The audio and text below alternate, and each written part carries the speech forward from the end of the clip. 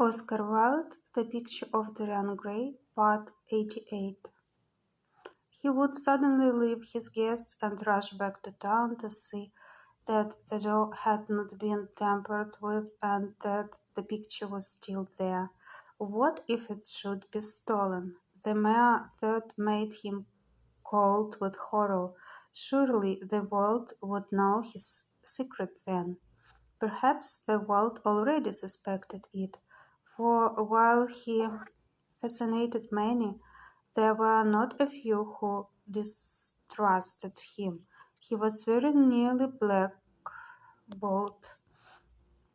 at the West End Club, of which his birth and social position fully entitled him to become a member, and it was said that on one occasion, when he was brought by a friend into the smoking room of the Churchill, the Duke of Berwick and another gentleman got up in a marked manner and went out. Curious stories became current about him after he had passed his 25th year.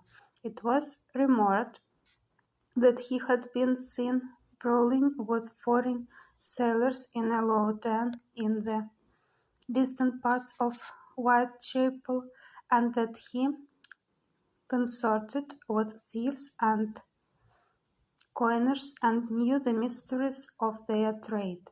His extraordinary absence became notorious, and when he used to reappear again in society, men would whisper to each other in corners, or pass him with a sneer, or look at him with cold, searching eyes, as though they were determined to discover his secret.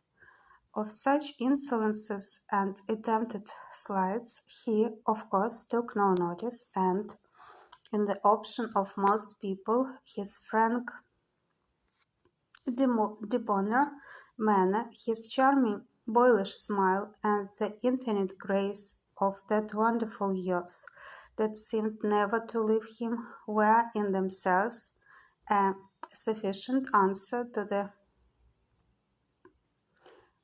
calumnies, for so they termed them, that were circulated about him. It was remarked, however, that some of those who had been most intimate with him appeared after a time to shun him.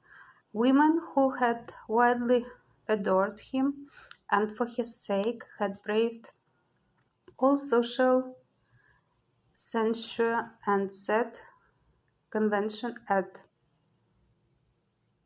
defiance, were seen to grow pallid with shame or horror if Dorian Gray entered the room. Yet these whispered scandals only increased in the eyes of many his strange and dangerous charm. His great wealth was a certain element of security.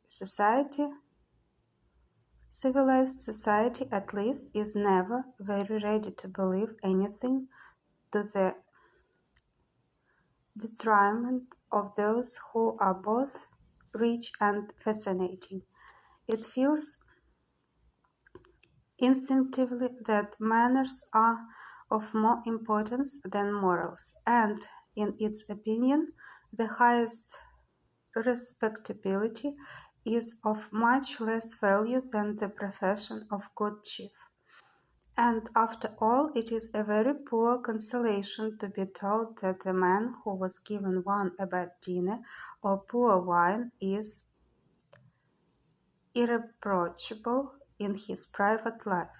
Even the cardinal virtues cannot atone for half. Cold entries, as Lord Henry remarked once in a discussion on the subject, and there is possibly a good deal to be said for his view.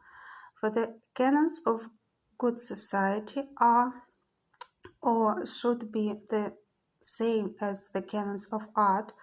Form is absolutely essential to it. It should have the dignity of a ceremony as well as its unreality and should combine the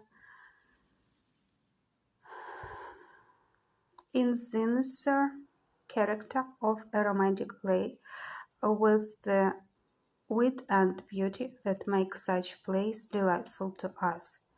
Is insincerity such a terrible thing? I think no. It is merely a method by which we can multiply our personality.